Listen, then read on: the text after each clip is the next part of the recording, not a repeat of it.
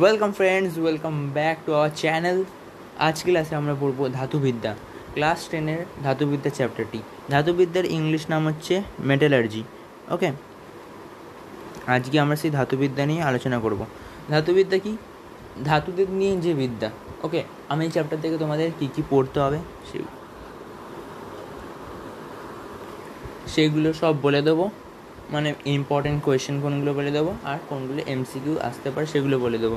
এখান থেকে কিন্তু বড় কোয়েশ্চেন আসে না। ওকে, তো মাধ্যমিক এখান থেকে কত নম্বরের কোয়েশ্চেন আছে সেগুলো নিয়ে একটু দেখে নেওয়া যাক। চলো, এখান থেকে মাধ্যমিকে কিন্তু এমসিকিউ আছে, আর এক মিনিট, ভিএসএ আসে আর এসএ আসে। এমসিকিউ আসে একটা, ভিএসএ আছে দুটো। এটা তো লাস্ট 2024 পর্যন্ত এটাই চলেছে। আর এসে চলে একটা 2 নম্বরে। ওকে, টোটাল এখানে 5 নম্বরের কোয়েশ্চেন আসে। এই 5 নম্বরের কোয়েশ্চেন অ্যাটেন্ড করার জন্য চ্যাপ্টারটা তোমাকে ভালো করে পড়তে হবে, ইন ডিটেলে পড়তে হবে। তো এখানে কী কী পড়তে হবে, এখানে কিন্তু অনেক কিছু তোমরা বাদ দিতে পারবে। কী কী পড়তে হবে সেটা বলে দিই। ফার্স্টেই দেখবে তোমাদের বইয়ে ধাতুবিদ্যা কাকে বলে লেখা আছে, সেটা পড়তে হবে না। ধাতুবিদ্যা চ্যাপ্টারে ধাতুবিদ্যা কাকে বলে সেটাই পড়তে হবে না, একদমই নয়। এরপর দেখবে বিভিন্ন ধাতুর নাম লেখা আছে এবং তাদের ব্যবহার লেখা আছে, সেগুলো পড়বে। এবার কি পড়বে? ওকে, পরে পেয়ে যাই। এবার কি পড়বে? এখানে পড়বে আয়রনের ব্যবহার পড়বে, কপারের ব্যবহার পড়বে, জিঙ্কের ব্যবহার পড়বে। দেখতে পাচ্ছ এতগুলো ধাতুর নাম নিলাম, এদের ব্যবহারগুলো ভালো করে পড়বে। জিঙ্ক মানে 10টা, আর লাস্ট অ্যালুমিনিয়াম পড়বে। এই 4টে ধাতুর তোমরা ভালো করে ব্যবহারগুলো পড়ে নেবে। মেনলি দুটো ব্যবহার জেনে রাখো, দুটো করে ব্যবহার জানলেই চলবে, পেরে যাবে। এরপর কি পড়বে? এরপর ধাতু সংকর কাকে বলে। ওকে, অ্যালয়, দেখবে অ্যালয় বলে লেখা আছে, ইংলিশ নাম কিন্তু মনে রাখবে, অ্যালয়। এরপর অ্যালয় পড়া, অ্যালয় মানে জিনিসটা কি? দুই বা ততোধিক ধাতু পরস্পর মিশিয়ে একটা মিশ্রণ তৈরি করছে, যা একটা ধাতুর মতো কাজ করে। মানে 2-3টে ধাতু মিলে যদি একটা ধাতু তৈরি করতে পারি, তাহলে সেটাকে ধাতু সংকর বলে। ওকে, এবার এর নিচে দেখবি অ্যামালগাম আছে, অ্যামালগাম পড়বে। অ্যামালগাম মানে ধাতু সংকরে এই যে কটা ধাতু নিচ্ছি, এই ধাতু সংকরে যদি একটা উপাদান পারদ হয়ে যায়, তাহলে কিন্তু ওটাকে অ্যামালগাম বলবো। ওকে, এর ব্যবহার করা হয় দাঁতের চিকিৎসায়, এর ব্যবহার করা হয়, এটা মাথায় রেখো। এরপর পড়বে ধাতু সংকরে অ্যালয়ের সুবিধা, যেটা খুব কম আসে, কোনো স্কুল দেয়। সুবিধা পড়ে নেবে, সুবিধা পড়ার পর পড়বে এর ব্যবহার। ওকে, ব্যবহার তো বললাম, ব্যবহার তো বললাম, সুবিধা হলো। এরপর পড়বে নিচে, দেখবে ওর নিচেই একটা চার্ট থাকবে তোমাদের বইয়ে। চার্টে দেখবে লোহা মানে আয়রন, কপার, জিঙ্ক, অ্যালুমিনিয়াম কয়েকটি ধাতু সংকরের নাম লেখা আছে, আর উপাদান ও ব্যবহার লেখা আছে। এখানে আয়রনে কী কী পড়বে বলে দিচ্ছি। ফার্স্টে দেখবে এই আয়রন ভালো করে পড়ে নেবে, 1 মিনিট। আয়রনের ধাতু সংকর কি? স্টেনলেস স্টিল, কলঙ্কহীন ধাতু বাংলা। এতে কী কী? এতে স্টেনলেস স্টিল, আর এর চার্টে এর ব্যবহারটা পড়বে, আর এর পরিমাণ পড়বে। স্টেনলেস স্টিলের উপাদান ও শতকরা প্রযুক্তি। আর এরপর পড়বে তামা। সিইউ এর কী কী পড়বে? সিইউ এর পড়বে কাঁসা। কাঁসাটা কিন্তু প্রচুর প্রচলিত, কারণ কাঁসাটা প্রচুরবার এমসিকিউতে আসে। এমসিকিউতে 2 নম্বরে জিজ্ঞেস করে কাঁসার উপাদানগুলি কাঁসার উপাদানগুলি লেখো, শতকরা কতটা করে আছে সেটা দিয়ে। কাঁসার উপাদান হচ্ছে কপার আর টিন, এটা 20%, এটা 80%। এটা কিন্তু প্রচুর আছে। ওকে, এটা ভালো করে মাথায় রাখবে, এটা কিন্তু প্রচুর আছে। আর এটা ব্যবহার তোমরা নিজেরাও লিখে দিতে পারবে। আর কপারে আর কি পড়বে? কপারে পড়বে হচ্ছে পিতল আর ব্রোঞ্জ, এই 3টেই পড়বে। এরপর তোমরা পড়বে, এরপর পড়বে হচ্ছে জিঙ্ক। জেড এনে কী পড়বে? জেডএনে জার্মান সিলভার পড়বে। একটা মাথায় রাখবে, জার্মান সিলভারে কিন্তু সিলভার থাকে না, কপার থাকে, টিন থাকে, জেডএন থাকে, জিঙ্ক থাকে, সরি জিঙ্ক তো থাকে, সরি নিকেল থাকে। ওকে, এটা কিন্তু প্রচুর এমসিকিউতে আসে, যদি 3টে আছে 4টে অপশান দিয়ে দেবে কোনটা থাকে না জার্মান সিলভারে, এরকম কোয়েশ্চেন আছে। আর ব্যবহার তো ফুলদানি ব্যবহার আছে। এর সঙ্গে পড়বে দেন্টা মেটাল।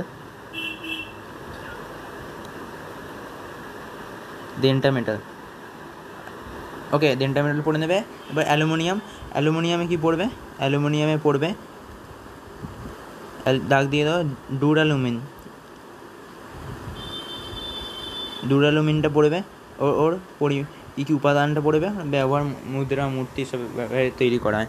ওকে, এরপর পড়বে হচ্ছে খনিজ কি?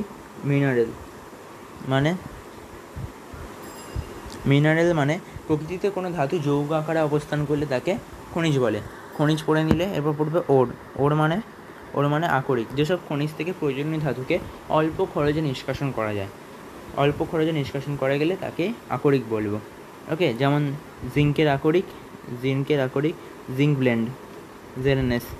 আরেকটা হয় না, অ্যালুমিনিয়ামের আকরিক হচ্ছে Al2O3 2H2O। এটা হচ্ছে, এর নাম হচ্ছে আকরিক বক্সাইড, মানে এটা বক্সাইড, এটা ধাতুর নাম বক্সাইড। তারপর খনিজ মলটা হালকা চাপ মেরে পড়ে নিও, অতটা আসে না। এবার মেন পড়া হচ্ছে এবার খনিজ ভার্সেস আকরিক, আকরিকের পার্থক্য। খনিজ বনাম আকরিক। এবার এখানে কী পড়বে? এখানে তোমাদের পড়তে হবে খনিজ থেকে সহজে প্রয়োজনীয় ধাতু নিষ্কাশন করা যায় না, যা সংজ্ঞাতেই আছে, আর এখানে করা যায়। ওকে, আর একটা হচ্ছে এখান থেকেই আরেকটা পেয়ে যাবে, সব খনিজ আকরিক নয়, কিন্তু সব আকরিকই খনিজ।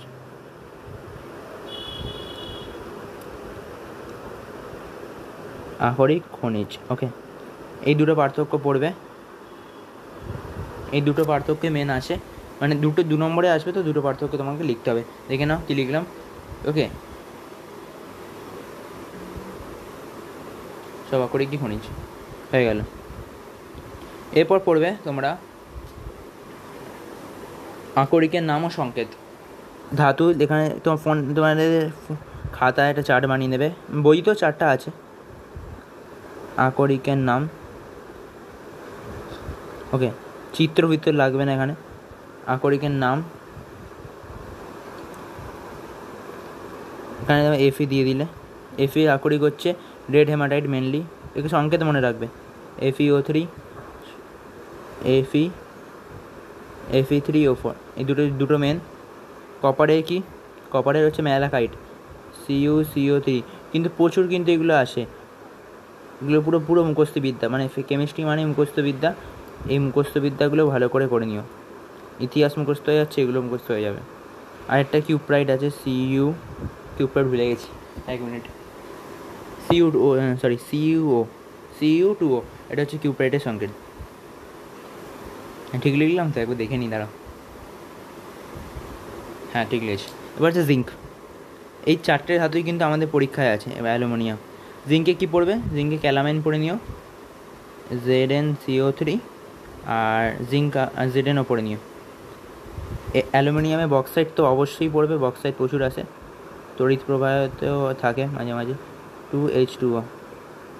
আর গিপসাইড পড়বে, ওকে, বলে দিলাম। আর ক্রায়োলাইট পড়বে, ক্রায়োলাইট নিশ্চয়ই পড়বে, ক্রায়োলাইট কিন্তু তড়িৎ প্রবাহ চ্যাপ্টারও আছে। এরপর কী পড়বে? ওকে, এগুলো পড়ে নিলে এবার পড়ার পর কী পড়বে? সব খনিজ আকরিক, কিন্তু সব খনিজ আকরিক, সব আকরিক কি খনিজ, কিন্তু সব খনিজ আকরিক নয় কেন? এই কোয়েশ্চেনটা, সব খনিজ আকরিক কিন্তু সব আকরিক খনিজ নয় কেন? এই কোয়েশ্চেনটার উত্তর হবে প্রকৃতিতে, দেখবে তোমাদের এই কোয়েশ্চেনটার উত্তর হবে প্রকৃতিতে, এটা উদাহরণসহ লিখতে হবে, ঠিক আছে? প্রকৃতিতে খনিজ রূপে রেড হেমাটাইট, ম্যাগনেটাইট, এটা আমি আয়রনের উদাহরণ দিয়ে বলছি, যেমন আয়রনের, এক মিনিট, আয়রনের আকরিক কিন্তু মানে খনিজ হিসাবে Fe2O3, Fe2, Fe3O4, আবার আয়রন পাইরাইটিস মানে FeSO4, এই তিনটেই পাওয়া যায়। কিন্তু এদের মধ্যে আকরিক কিন্তু এই দুটোই। আয়রন পাইরাইটিস আকরিক নয়, কারণ আয়রন পাইরাইটিস থেকে অল্প খরচে সুলভে Fe3 মানে প্রয়োজনীয় ধাতুকে নিষ্কাশন করা সম্ভব নয়। তাই আয়রনের খনিজ মানে FeSO4 আয়রনের খনিজ, কিন্তু আকরিক নয়। অপরদিকে এই রেড হেমাটাইট আর ম্যাগনেটাইট থেকে অল্প খরচে সুলভে আমরা প্রয়োজনীয় ধাতুকে নিষ্কাশন করতে পারি, তাই এরা আয়রনে আকরিকও। তাই বলা যায় সব ধাতুর আকরিক পদার্থই এর খনিজ, কিন্তু সব ধাতুর খনিজ আকরিক নাও হতে পারে। এরকম করে উত্তরটা লিখবে। ওকে, এবার আসছে ইলেকট্রনীয় ব্যাখ্যা। ওকে, যে রাসায়নিক বিক্রিয়া কোনো অণু এখানে বইয়ে কিন্তু পরমাণু দেওয়া ছিল, দেখেছিলাম পরমাণু বা আয়ন, এখানে কিন্তু অণুও হবে। অণু, পরমাণু বা আয়ন এক বা একাধিক ইলেকট্রন বর্জন করে তাকে জারণ বলে, আবার গ্রহণ করলে বিজারণ। ওকে, যেমন ধরো Na+ ই যোগ করেছে, তাহলে হবে Na। এটা হচ্ছে ধাতু, মানে এটা বিজারণ প্রক্রিয়া মেন ব্যাপার।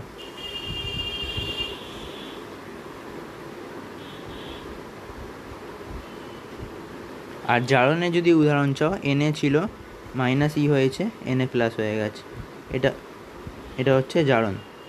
ওকে, এটা বিজারণে ইলেকট্রন হারায়, বিজারণে ইলেকট্রন গ্রহণ করে, আর জারণে ইলেকট্রন হারায়। ওকে, এই দুটো ভালো করে পড়ো,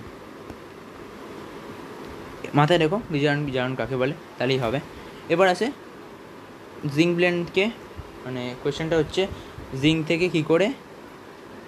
ব্লেন্ড থেকে কী করে আমরা জিঙ্ক ধাতু পাবো। তাই অ্যান্সারটা তোমার বইয়েই আছে, বই থেকে পড়ো। অ্যান্সারটা হবে জিঙ্ক ব্লেন্ডের সঙ্গে মানে ZnOর সঙ্গে কোক মিশিয়ে উত্তপ্ত করলে ZnO অক্সিজেন অপসারণ করে দেয়। ZnOকে যদি আমরা উত্তপ্ত করি, তো এক মিনিট, এখানে কোক মিশিয়ে উত্তপ্ত করলে Zn+CO তৈরি করে। ওকে, মানে এটা অক্সিজেন অপসারণ করে দিল। অক্সিজেন অপসারণের মাধ্যমে কিন্তু জিঙ্কে পরিণত হচ্ছে, ঠিক অক্সিজেন অপসারণ করছে বিজারণ প্রক্রিয়া দেখতে গেলে। ওকে, এবার পড়বো আমরা ধাতু নিষ্কাশনের নীতি। ধাতু নিষ্কাশনের নীতি বলতে বোঝায় আকরিক ধাতব যৌগ যেখানে ধাতু ক্যাটায়ন রূপে থাকে। ধাতব যৌগে কিন্তু ক্যাটায়ন রূপে থাকে, কিন্তু ধাতু নিষ্কাশন হয়তো যে ধাতব যৌগ থেকে ধাতু নিষ্কাশন করা হয় সেখানে ইলেকট্রন গ্রহণ করে ধাতুকে নিষ্কাশন করা হয়, মানে ধাতু কিন্তু ক্যাটায়ন রূপে থাকে। ধরো এখানে Mn+ আছে, এখান থেকে ধাতুকে কী করে নিষ্কাশন করা হয়, এর সঙ্গে একটা এখানে যেহেতু n পরিমাণে ইলেকট্রন আছে ওতে, আমরা কিন্তু n পরিমাণে ইলেকট্রন দিয়ে ওকে আমরা উভমুখী বিক্রিয়া সাইন দেবে ধাতুতে পরিবর্তন করলাম। এখানে M একটা ধাতুকে বোঝাচ্ছে। ওকে, M মানে আমি এখানে ধাতুকে বোঝাচ্ছি। ওকে, M ক্যাটায়ন রূপে আছে, M এর সঙ্গে ইলেকট্রন যোগ করে আমরা ধাতুতে পরিণত করলাম। এভাবে কিন্তু ধাতু নিষ্কাশন করা হয়। এখানে একটা কোয়েশ্চেন আছে, নিচে দেখবে তোমাদের কপার সালফেটের সঙ্গে লোহা যোগ করলে কী হয়, বা কপার সালফেটের দ্রবণে যদি লোহার দণ্ড ডুবিয়ে দিই কী হয়। লোহার দণ্ড ডোবালে কিন্তু লাল রঙের ধাতব কপার অধক্ষিপ্ত হয়, যেন কপার সালফেট এর সঙ্গে লোহার দণ্ড অ্যাড করলে FeSO4 হয়ে যায়, প্লাস Cu অধক্ষেপণ পড়ে। এই বিক্রিয়াটা ভালো করে পড়ে বিক্রিয়াটা আসে। এবার তড়িৎ রাসায়নিক শ্রেণী কিসের ভিত্তিতে সাজানো হয়েছে? তড়িৎ রাসায়নিক শ্রেণী ধাতুগুলির সক্রিয়তার ভিত্তিতে সাজানো হয়েছে। ওপরের দিকে ধাতুগুলো যেমন সবার ওপরে থাকে K, তারপর Na, তারপর থাকে ক্যালসিয়াম, ম্যাগনেসিয়াম, এগুলো মনে রাখবে, আমার তো মনে আছে আপাতত। এইগুলোকে সবার ওপরে, তারপর একটু কম সক্রিয় তার নিচে, সবার নিচে থাকে হচ্ছে তোমাদের, সবার নিচে Au থাকে। আমাদের বইয়ের ওপরে মানে বইয়ের ভিত্তিতে Au থাকে, পিটি, তার উপর পিটি থাকে, তার উপর এজি থাকে। এইগুলো সব থেকে নিষ্ক্রিয় ধাতু, মানে সোনা, রূপো এগুলো সব থেকে নিষ্ক্রিয় ধাতু। এগুলো তাই তড়িৎ রাসায়নিক শ্রেণী থেকে সব থেকে নিচে থাকে, যেগুলো কারোর সঙ্গে বিক্রিয়া করে না। আর যেগুলো ওপরে থাকে সেগুলো কিন্তু সবার সঙ্গে বিক্রিয়া করে। এইভাবে তড়িৎ রাসায়নিক শ্রেণী সাজানো হয়েছে। ধাতু নিষ্কাশনে এবার আমরা বিভিন্ন পদ্ধতি আলোচনা করব। এই যে ফার্স্টের দিকে যে প্রথম ধাতুগুলো, এগুলোকে নিষ্কাশন করা হয় তড়িৎ বিজারণ বা তড়িৎ বিশ্লেষণে। যেটা তোমরা তড়িৎ প্রবাহ চ্যাপ্টারে পড়েছো, সেটা কিন্তু এইটা দিয়ে করা হয়। তাহলে এটা হয় তড়িৎ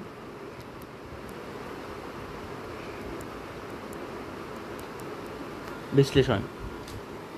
এর নিচের ধাতুগুলো, এর পরে থাকে তোমার জেডএন, এফি, এগুলোকে করা হয় তোমার তো কার্বন বিজারণ।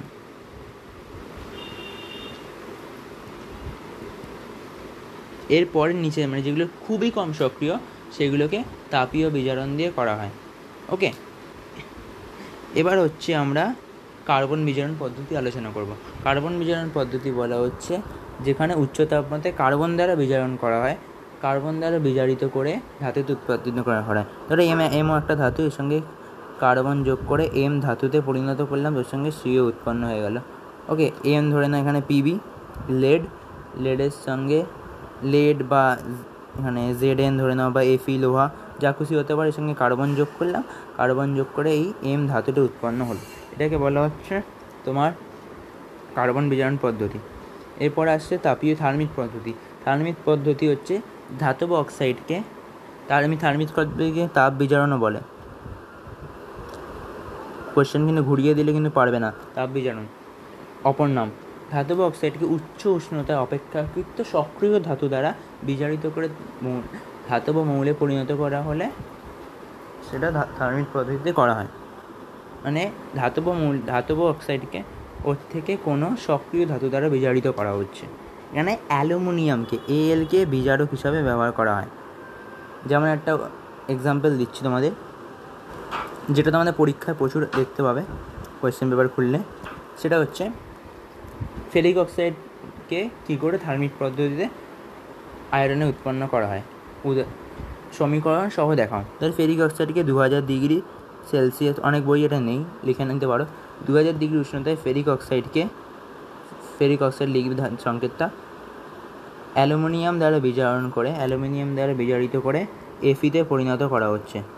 ওকে, এর সঙ্গে অ্যালুমিনিয়াম যোগ করে এফিতে উৎপন্ন করা হচ্ছে। ওকে, তাহলে সংকেত বিক্রিয়াটা কী হবে, Fe2O3। এগুলো কিন্তু সমতা বিধান করবে, নাহলে নম্বর কেটে দেবে হাফ নম্বর করে। মাধ্যমিকের নিয়ম অনুযায়ী হাফ নম্বর কাটার কথা। Al2O3 প্লাস তাপ, এখানে কিন্তু তাপ উৎপন্ন হয়। ওকে, এই বিক্রিয়াটা ভালো করে পড়ো, এই বিক্রিয়াটা পরীক্ষায় আসে। আর এই কোয়েশ্চেনটা ভালো করে পড়ো। এর ব্যবহার কী হয়, থার্মিক পদ্ধতির ব্যবহার আছে। এটা ঝালাই করে, তোমরা ঝালাই করে দেখো, রেল লাইনে কোথাও ভেঙে গেলে ভগ্ন অংশ ঝালাই করা হয়, জাহাজের ভগ্ন অংশ ঝালাই করা হয়। ঝালাই করতে কিন্তু থার্মিক পদ্ধতি ব্যবহার করা হয়। এরপর আমরা পড়ব তড়িৎ বিজারণ। তোমাদের চ্যাপ্টারে শত বিজারণ পদ্ধতি আছে, এটা মাধ্যমিকে নেই, সো আমি পড়ছি না। তড়িৎ বিশ্লেষণ। যেসব ধাতু তড়িৎ রাসায়নিক শ্রেণী সব থেকে ওপরে অবস্থান করে তাদের আমরা এই তড়িৎ বিশ্লেষণ পদ্ধতিতে নিষ্কাশন করি। এখানে ক্যাথোডে বিক্রিয়া, অ্যানোডে বিক্রিয়া, তোমরা তড়িৎ প্রবাহ চ্যাপ্টারে এগুলো পড়েছো, এগুলো এখানে অতটা পড়ার দরকার নেই, এগুলো অতটা এখান থেকে আসবে না। ওকে, এখানে একটা অ্যালুমিনিয়ার সঙ্গে মনে রাখবে, একটা এখানে যেটা আসে বলে দিচ্ছি, অ্যালুমিনিয়ার সঙ্গে ক্রায়োলাইট এবং ফ্লুরোস্পর মিশিয়ে 900 ডিগ্রি উষ্ণতায় উত্তপ্ত করলে মিশ্রণটি গলে যায়। এরপর তার মধ্যে গ্রাফাইট তড়িৎদ্বারের মাধ্যমে তড়িৎ চালনা করলে ক্যাথোডে অ্যালুমিনিয়াম উৎপন্ন হয়। Al3 উভমুখী বিক্রিয়া সাইন দিয়ে 2Al3+, এটা হচ্ছে তড়িৎ বিজারণ, প্লাস 3O2 মাইনাস, 3টা এদিকে চলে গেল আর এর 2টা এদিকে চলে এলো। বুঝলে? দেখো 2Al আর 3টা এদিকে গেলে 3+, আর ও 3টে আছে O3, আর সঙ্গে Al এর 2টা চলে গেল, 2 মাইনাস। ওকে, এরকমভাবে বিক্রিয়া করে। ক্যাথোডে কী বিক্রি হবে? ক্যাথোডে কিন্তু ক্যাটায়ন যায়, সো 2Al 3+ হবে, 3+ যাবে, কতটা ইলেকট্রন বর্জন করবে? এখানে কিন্তু 6টা ইলেকট্রন বর্জন করবে, দেখতে পাচ্ছ, +6 গ্রহণ করে, 6টা ইলেকট্রন গ্রহণ করে কিন্তু 2Al এ পরিণত হয়ে গেল। আর এখানে অ্যানোডে বিক্রিয়া হবে 3O2 মাইনাস, এর সঙ্গে কিন্তু 6টা ইলেকট্রন বেরিয়ে গিয়ে একে 3O-তে পরিণত করবে। আর 3O একা একা থাকতে পারে না, সো ওর সঙ্গে 3O আরেকবার যোগ হবে, 3O যোগ হয়, এটা হয়ে যাবে 3O2, এটা উপরে সাইন দেবে। ওকে, এই বিক্রিয়াটা হয়। এবার ধাতু ক্ষয়ের না কোনো সংকেত নেই, মানে ধাতু ক্ষয় বলতে বোঝা মরচে পড়া। এই মরচে পড়ার কোনো সংকেত নেই। মরচে পড়ার সংকেতকে সাধারণত লেখা হয় Fe2O3 XH2O। কোনো বইয়ে এক্সের জায়গায় কিন্তু 2O লিখেছে, 2H2O। ওকে, লোহায় মরচে পড়ার এই মতবাদ নিয়ে অনেকে অনেক কিছু বলেছে, কিন্তু বিজ্ঞানী ল্যাম্বার্ট মরচে পড়া তড়িৎ রাসায়নিক মতবাদটা প্রচার করেছিল। তার মতে নিম্নতর জারণ সম্পন্ন যেসব অশুদ্ধি কণা, যেমন কার্বন, সাধারণত লোহায় থাকে, লোহার সঙ্গে না কার্বন মিশে থাকে। এই কার্বন মেনলি, আর অশুদ্ধিগুলো লোহার কণাগুলো, জলকণা, এসব লোহার সঙ্গে মিশে ক্ষুদ্র তড়িৎকোষ সৃষ্টি করে। এই তড়িৎকোষে লোহা অ্যানোড রূপে কাজ করে। ওকে, লোহা অ্যানোড রূপে কাজ করছে, আর অশুদ্ধিগুলো ক্যাথোড রূপে কাজ করে। ফলে অক্সিজেন CO2 আর এসব জলীয় বাষ্প তড়িৎ বিশ্লেষ্য রূপে কাজ করে। তা আমরা কি জানি? অ্যানোডে সবসময় বিজারণ ঘটে, তো বিজারণ ঘটে বলে এর সঙ্গে ইলেকট্রন যোগ হবে। তো এখানে লোহা যদি এখানে অ্যানোড রূপে থাকে, তাহলে লোহার থেকে সব ধাতুগুলো ক্ষয়ে যাবে। এভাবেই কিন্তু লোহা ক্ষয় হয়। তাহলে এভাবেই লোহার ক্ষয় হয়, মরচে পড়ে। এখানে অত কিছু পড়তে হবে না তোমাদের। এরপর জলের মধ্যে কোন আয়নের উপস্থিতির জন্য লোহায় মরচে পড়ে? জলের মধ্যে Cl- ও SO4 2- এই দুটো আয়নের উপস্থিতির জন্য মরচে পড়াকে দ্রুত করে। ওকে, এটা কোশ্চেনটা 1 মার্কের কোশ্চেন আসে। এরপর পড়বে মরচে নিবারণের উপায়। মরচে নিবারণের উপায়টা কয়েকটা পয়েন্ট, 2-3টে পয়েন্ট পড়ে নিও। গ্যালভানাইজেশনটা পড়ে নিও, ইলেকট্রোপ্লেটিং পড়ে নিও, আর জিঙ্কের ব্যাপারটা না পড়লে চলবে, কিন্তু পেয়ে যাবে একবার পড়লেই। এরপর তোমরা পড়বে সবথেকে ইম্পর্টেন্ট ক্যাথোডীয় সংরক্ষণ। এটা কিন্তু আসে, মাধ্যমিকে আসতে পারে। ক্যাথোডীয় সংরক্ষণ, এটা জিনিসটা কি?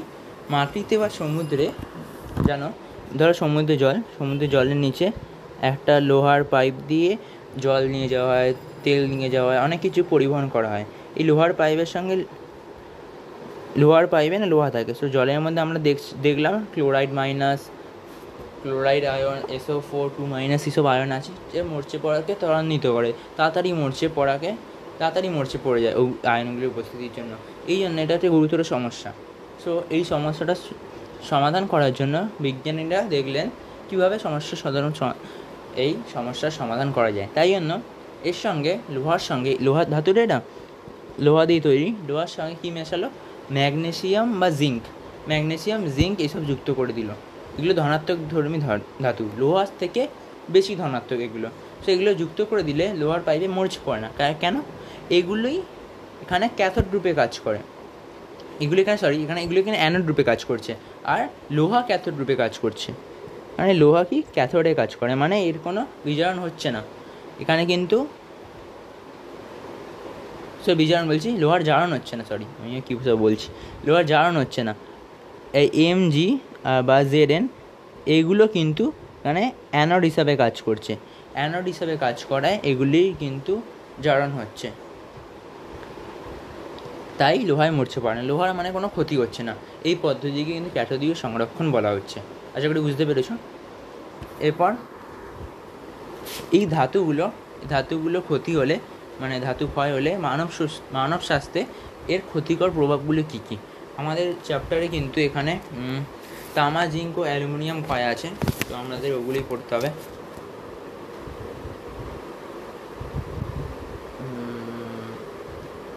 একটা এখানে কোয়েশ্চেন তোমাদের বলা হয়নি, সো ওটা আগে বলে দিই। ওকে, CuSO4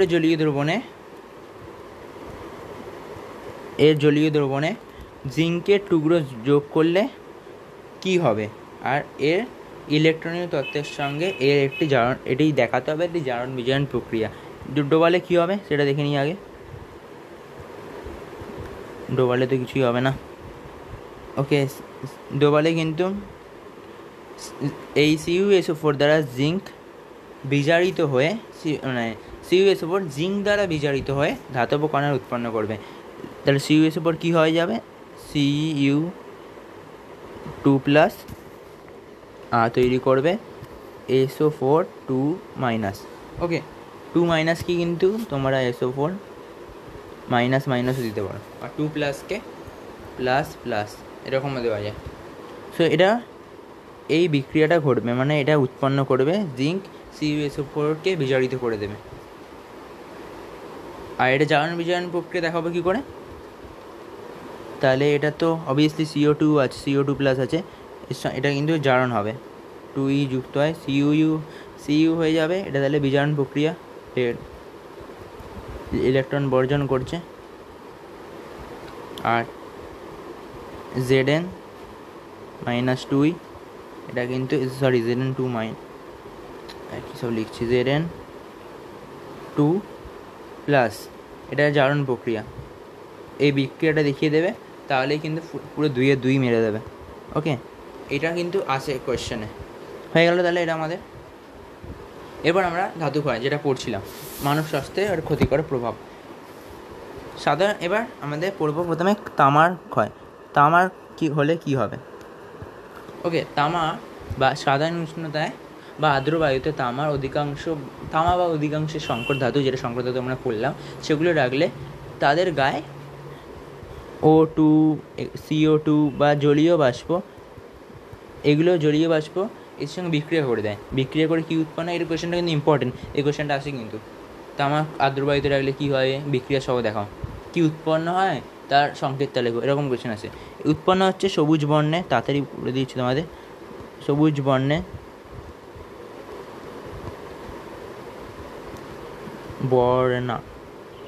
বর্ণের বেসিক কপার কার্বনেট,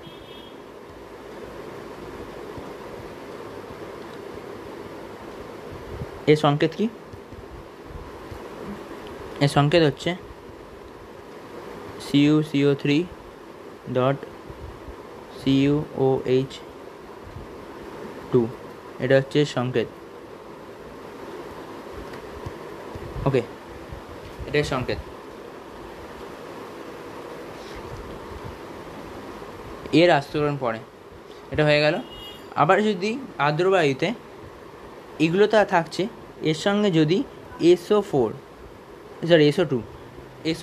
উপস্থিত থাকে, তাহলে কি হবে, তাহলে বেসিক কপার কার্বনেটের জায়গায় উৎপন্ন হবে ক্ষারীয় কপার সালফেট। এটাও কিন্তু তোমার সবুজ বর্ণে হবে, সবুজ বর্ণের কপার কার্বনেটের জায়গায় উৎপন্ন হবে ক্ষারীয় কপার সালফেট। ওকে, উৎপন্ন হবে। এর সংকেত কি, এর সংকেত ভালো করে জানবে, সংকেত কিন্তু ইম্পর্টেন্ট মাধ্যমিকে। এর সংকেত হচ্ছে CuSO4, SO4 আর 3CuOH-,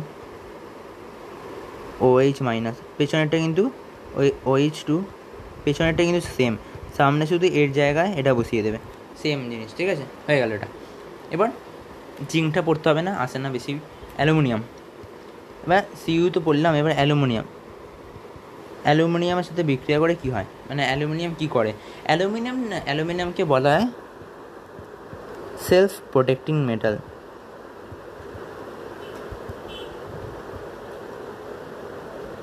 ওকে, সেলফ প্রোটেক্টিং মেটাল কেন বলা হয়, আর্দ্র বায়ুতে অ্যালুমিনিয়ামের ওপর অ্যালুমিনিয়াম অক্সাইডের সূক্ষ্ম একটা আস্তরণ পড়ে যাবে। আর্দ্র বায়ুতে অনেক কিছু থাকে, জলীয় বাষ্প থাকছে, এর সঙ্গে অ্যালুমিনিয়ামের কোনো জিনিস আছে ধরে নাও, এর ওপর না একটা আস্তরণ পড়ে যায়, শুষ্ক সাদা আস্তরণ পড়ে, এই আস্তরণের জন্য এই অ্যালুমিনিয়াম, ভেতরে যে অ্যালুমিনিয়াম ধাতু আছে, এই অ্যালুমিনিয়াম ধাতুটা বায়ুর সংস্পর্শে আসতে পারে না, তাহলে আর বিক্রিয়াও হচ্ছে না, বায়ুর সংস্পর্শে আসছে না, মানে বিক্রিয়াও হবে না কোনো, তাই জন্য একে সেলফ প্রোটেক্টিং মেটাল বলে।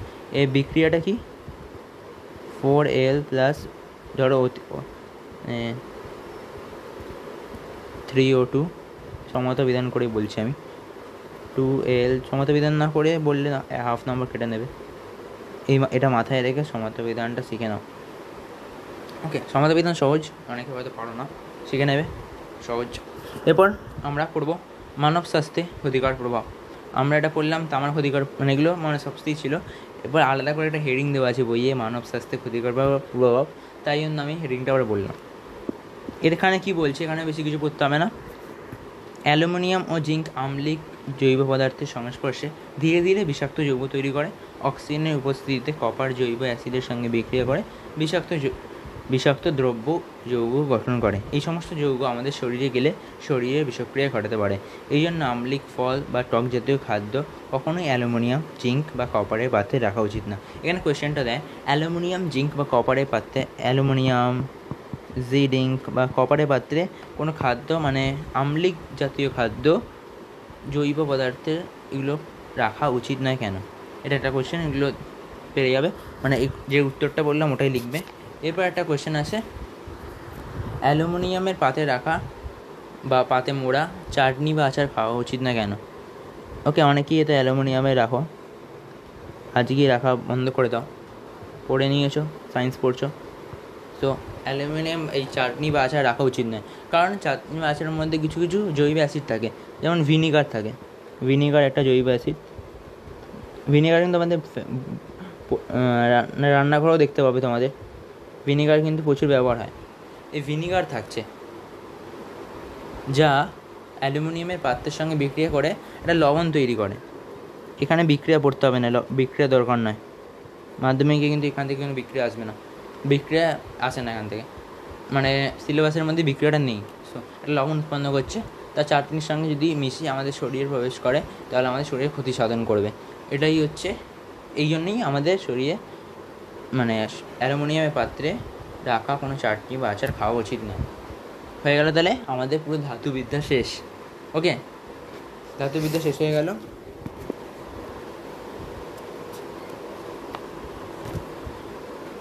এবার তোমরা এখান থেকে যা যা কোয়েশ্চেন আছে এগুলো পড়ে নিও। তোমাদের বইয়ে দেখবে অনেকগুলো কোয়েশ্চেন আছে, সাঁতরার বই অনেকগুলো আছে, তারপর অভিনবর বইয়ে আছে, অনেকগুলো বইয়ে আছে। সো ওখানে অ্যাক্টিভিটি অনুশীলনী কোয়েশ্চেনগুলো পড়ো, আর এগুলো না খুঁটিয়ে পড়বে, এগুলো ঘুরিয়ে গাড়িয়ে কোয়েশ্চেন না। আমি তোমাদের অনেকগুলো কোয়েশ্চেন বলে দিলাম, এরকম কোয়েশ্চেন আছে, তো তোমরা আর একটু ডিটেলে পড়ো, তাহলে আরও ভালো বুঝতে পারবে, ঠিক আছে? তো আজকের ক্লাস এখানে শেষ হচ্ছে, দেখা হচ্ছে পরের ক্লাসে। আজকের জন্য বাই বাই।